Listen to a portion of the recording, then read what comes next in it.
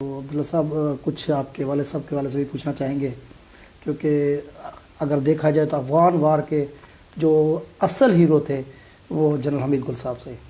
تو ہم آپ سے پرسنل سا کویشچن پوچھیں گے کہ ایز اے فادر آپ نے ان کو کیسے پایا؟ کیونکہ ہم ابھی آ رہے تھے نا، تو ایک جسٹ ڈرائیور سے ہی بات ہو رہی تھی، تو انہوں نے کہا جی وہ تو بہت بڑے مدبر اور بہت بڑے ذہین ایک شخصیت تھے. موسٹلی ان کی پیشن گوئیاں سچ ثابت ہوئی. میں کہتا ہوں بلکہ جتنی بھی انہوں نے پیشن گوئی کی تھی ساری سچ ثابت ہوئی. یہ درست ہے. یہ بالکل. ابھی میں نے کوئی ان کا ایسا انٹرویو نہیں دیکھا جس میں انہوں نے کچھ کہا ہو اب نہ واقع ہوا ہو. حتیٰ کہ انہوں نے یہ بھی کہا تھا کہ عمران خان کی حکومت بھی آئے گی، یہ اس کے ابتدائی عرصے میں، اور یہ بھی کہا تھا کہ پھر لوگوں کی امیدیں ٹوٹنا شروع ہو جائیں گی. بالکل ایسے ہی. اور پھر ایک انقلابی کیفیت برقرار. بالکل اسی طرح. اور اس سے پہلے بھی بہت سی چیزیں ہیں جن کو کوٹ کرتے ہیں. تو ہم آپ سے تو خیر جو کویشچن کر رہے ہیں وہ یہ ہے کہ ایز اے فادر آپ نے ان کو کیسا پایا؟ الحمدللہ جی، میں نے آج جو بھی ہوں، میں اپنے والدین کی جوتیوں تو فعل ہوں. انہیں کی تعلیمات کے نتیجے میں آپ کے ساتھ بیٹھا ہوں. اس قوم نے بہت محبت دی ہے، مجھے عزت دی ہے، میں مشکور ہوں. اور میں اپنے والدین کا مشکور ہوں. اللہ تعالیٰ نے میرے پہ بڑی عنایت کی کہ مجھے ایک ایسے گھرانے میں پیدا کیا کہ میں نظریں اٹھا کے لوگوں کے سامنے کھڑا ہو سکتا ہوں. اللہ تعالیٰ نے ہمیں دنیاوی حیثیت بھی دی اور دینی حیثیت بھی دی الحمدللہ. اور یہ میرا ملک ہے اور ہم اس کے اوپر خرچ بھی کرتے ہیں. جو عزت ہے وہ بھی پاکستان کی ہے، جو دولت ہے وہ بھی پاکستان کی امانت ہے. تو میں نے اپنے والد کو ہمیشہ سچا پایا. میں نے کبھی اپنے والد کو جھوٹ بولتے نہیں دیکھا. میں نے کبھی اپنے والد کو کسی کے حق تلفی کرتے نہ دیکھا. میں نے کبھی اپنے والد کو سچ کے اوپر کمپرومائز کرتے نہیں دیکھا. جب حق اور باطل کے اوپر بات ہوتی تھی، بڑی بڑی دھمکیاں آئیں، بڑی بڑی آفرز آئیں، بڑے بڑے معاملات ہوئے، لیکن میرے والد جب کھڑے ہو جاتے تھے نا، تو وہ پھر ایسے چٹان کی مانند بس پھر وہ کھڑے ہو جاتے تھے. اور وہ پھر اللہ کی رسی کو مضبوطی سے تھامتے تھے اور پھر اللہ تعالیٰ مدد کرتا تھا. تو میں یہ سمجھتا ہوں کہ وہ اصول پرست انسان. اور یہ بھی میں آپ کو بتاتا چلوں، اور میں آپ کے ساتھ وعدہ کرتا ہوں کہ وہ ہمیشہ کہتے تھے کہ میں اگر ان کو کوئی کہتا تھا نا آپ ریٹائر ہو گئے تو وہ بڑا ناراض ہو جاتے تھے. میں کیسے فوجی کیسے ریٹائر ہو سکتا ہے؟ میں نے جو قسم کھائی ہے پی ایم اے میں اپنے ملک کی وفاداری اور اپنے ملک کی جو سلامتی کے لیے، وہ قسم ٹوٹتی تو نہیں ہے. تو کہتے تھے کہ جب تک میں زندہ ہوں تب تک یہ قسم قائم رہے گی. اور یہ آپ سب گواہ ہیں کہ انہوں نے وہ وعدہ قول اپنا نبھایا. میں آج آپ کو یہ کہتا ہوں کہ میں انشاءاللہ تعالیٰ ان کا وہ وعدہ جو ہے، جو ان کی قسم ہے، وہ آج بھی ساکت نہیں ہوئی. وہ آج بھی میری شکل میں زندہ ہے. جب تک میں زندہ ہوں میں وہ پورا کروں گا اور ان کی بات کی پاس رکھوں گا. میں نے ان کو بہادر پایا، بہت زیادہ نڈر. اور پوری دنیا آج تو امریکہ ذرا سا کیا دباؤ ڈال دیتا ہے تو ہماری حکومت کے گھٹنے جو ہے وہ کانپنے لگتے ہیں. پورے امریکہ نے زور لگا دیا ان کو جو ہے وہ انٹرنیشنلی ان کو ٹیررسٹ ڈکلیئر کروانے کی یونائٹڈ نیشن میں کوشش بڑے منصوبے بنائے گئے تھے. اسامہ بن لادن کے ساتھ لا کے کھڑا کرنے کی کوشش کی گئی اور بڑے بڑے منصوبے بنے. اور پھر چائنا نے ویٹو کر دیا اس کے اوپر 2 دفعہ.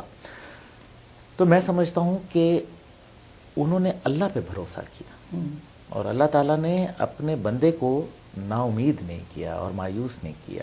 اللہ تعالیٰ نے پھر ان کو جو بھی عزت اور مقام، اور آج جو بھی مقام لوگوں میں، بہت سارے لوگ ہیں اور بہت سارے ایسے سینئر افسران ہیں جو کہ آج زندہ بھی ہیں اور بڑے بڑے عہدوں پہ قائم رہے.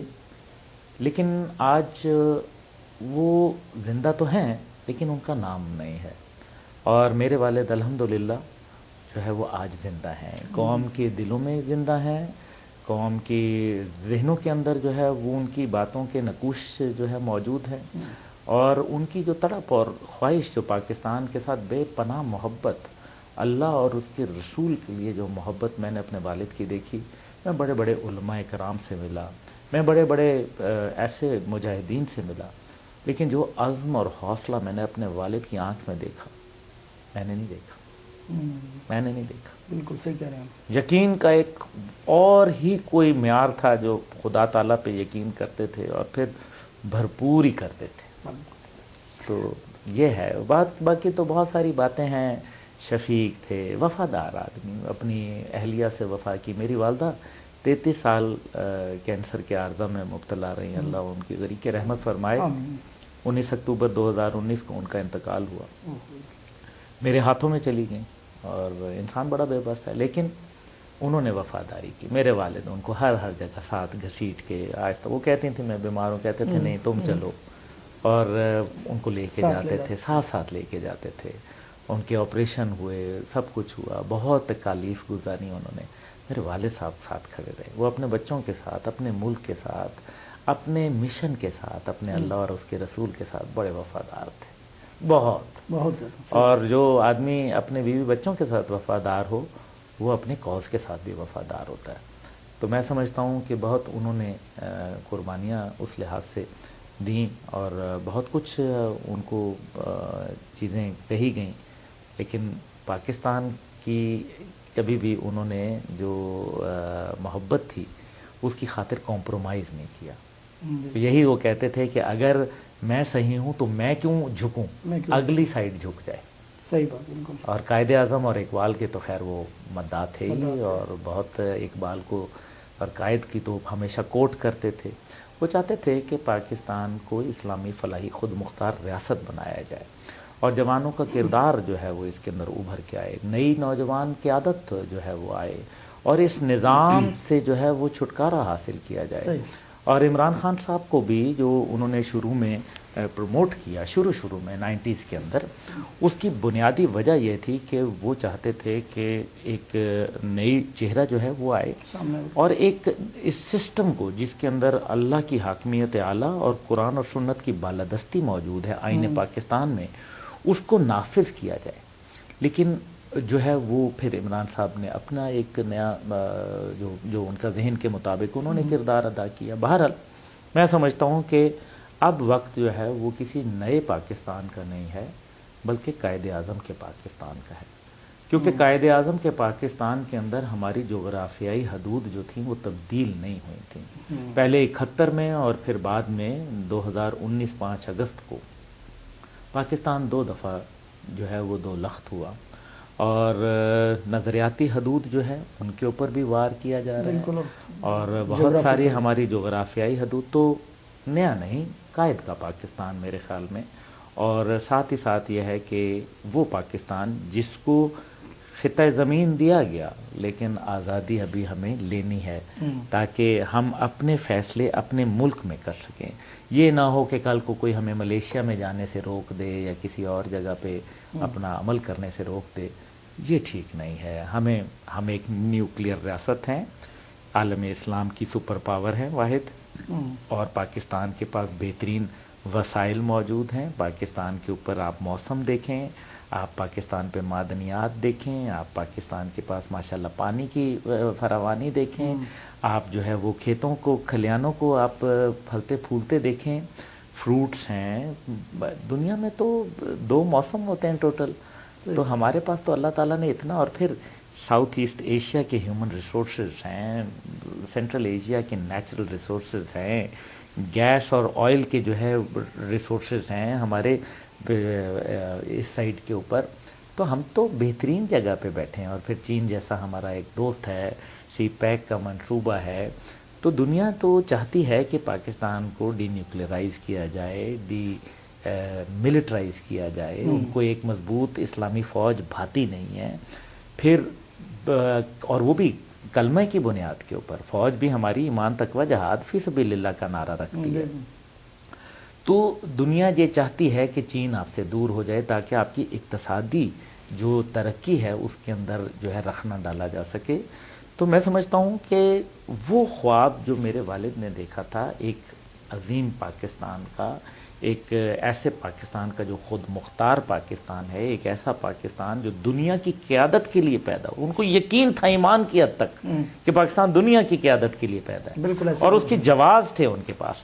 تو میں سمجھتا ہوں دس از دا ٹائم کہ ہمیں اب چہرے نہیں ہے، اب نظام تبدیل کرنا پڑے گا. اس نظام کے اندر اچھے لوگ بھی آ کے برباد ہو گئے اور مزید خراب ہوں گے، کیونکہ یہ جو ایک نظام ہے اس کے اندر مفادات ہیں، اس کے اندر موروثیت ہے، اس کے اندر جو ہے وہ ملک کو نہیں بلکہ اپنے پیٹ کو دیکھا جاتا ہے. بالکل ایسے کر رہے ہیں. تو پاکستان جس کو انتہائی ضروری ہے کہ ایک آزاد خود مختار عدلیہ ہو اس کے پاس, جو غریب اور امیر کا فرق نہ کرے, جو مشرف کے لیے انصاف ہو وہی عام آدمی کے لیے بھی ہو. اگر 6 سال کے بعد عدالت کو یہ پتہ چلتا ہے کہ یہ عدالت ہی غلط بنائی گئی تھی, تو پھر وہ جو پیسے اس کے اوپر لگائے گئے تھے جو تنخواہوں کی مد میں اور باقی میں, تو پھر وہ واپس کر دیے جائیں. یہ تو اگر 6 سال ایک چیز ہوئی تو بہرحال یہ تو پھر کیا غریب کے لیے بھی ایسے ہی جو میاں نواز شریف کے لیے یا دیگر لوگوں کے لیے جو مراد دی جاتی ہیں یا جیلوں میں جو سہولیات یا باہر جانے کے مواقع پیدا کیے جاتے ہیں یا پروٹوکول کے ساتھ ان کو عدالت میں لایا جاتا ہے, تو کیا غریب کے لیے بھی یہی ہے؟ تو ایک آزاد خود مختار عدلیہ بہت اہم ہے, کیونکہ کسی بھی بنیادی طور پر معاشرے کی جو اکائی ہے وہ اس سے شروع ہوتی ہے, انصاف سے. جہاں انصاف ہوگا وہاں امن ہوگا, جہاں امن ہوگا وہاں خوشحالی خود بخود آ جائے گی. پھر ہماری جو ایک میرے خیال میں پالیسی ہے وہ معاشی پالیسی ہے. ایک طرف ہم جو ہے وہ سود کو حرام کہتے ہیں, اللہ کے خلاف جنگ کہتے ہیں, دوسری طرف ہم سود کو جائز کروانے کی بھی باتیں کرتے ہیں اور ریاست مدینہ کا بھی ذکر کرتے ہیں. تو میں سمجھتا ہوں کہ جو ابھی آنے والے وقتوں میں مہنگائی کا ایک بہت بڑا طوفان آنے کو ہے, ہماری طرف سے جو مزید IMF اور ورلڈ بینک کے اندر جس طرح سے شرائط کہی گئی ہیں, جو کہا ہے کہ مزید قرضے نکالو, اس قوم میں بیچاری میں کوئی سکت ہی نہیں رہ گئی. کاروبار بند ہیں لوگوں کے, نوکریاں ختم ہو رہی ہیں, روزگار کے مواقع جو ہے وہ کم سے کم ہوتے چلے جا رہے ہیں. کہاں سے نکالیں اس قوم سے جناب؟ جنہوں نے چوری کی ہے ان سے نکلوائیں. نہ یہ قرضہ ہم سے پوچھ کے لیا گیا, نہ یہ قرضہ ہم پہ خرچ ہوا, نہ یہ قرضہ دینے کی ہمیں سکت تھی. جس نے لیا ہے جناب اسی سے لے لیں, ہمیں معاف کر دیں, یہ قوم کے ہاتھ یہاں تک جوڑیں. بہت شکریہ, آپ کا بہت قیمتی وقت تھا, آپ نے ہمیں وقت دیا. ہمارے لیے بہت آنر کی بات ہے کہ آج ہم اس گھر میں موجود ہیں جو ایک قلعہ رہا اسلام کا, آج بھی موجود ہے. اسی طرح والد کے نقش قدم پر چلتے ہوئے عبداللہ گل صاحب بھی اسلامی جو کاز ہے اس کی ساتھ دے رہے ہیں. گو کہ جو حکومت وقت ہے وہ اس طرح نظر نہیں آ رہی, اس طرح کی قوتوں کی سپورٹ کرتی ہوئی, لیکن پھر بھی ان حالات میں بھی آج بھی وہ ان کے ساتھ ہیں. تو ہم ان کا شکریہ ادا کریں گے اور سلام پیش کریں گے ان کے والد صاحب کو بھی اور ان کو بھی کہ آج بھی وہ ہماری اسلام کے لیے اور وطن کے لیے انتہائی خلوص کے ساتھ کوشش کریں. بہت شکریہ. بہت شکریہ آپ کا. بہت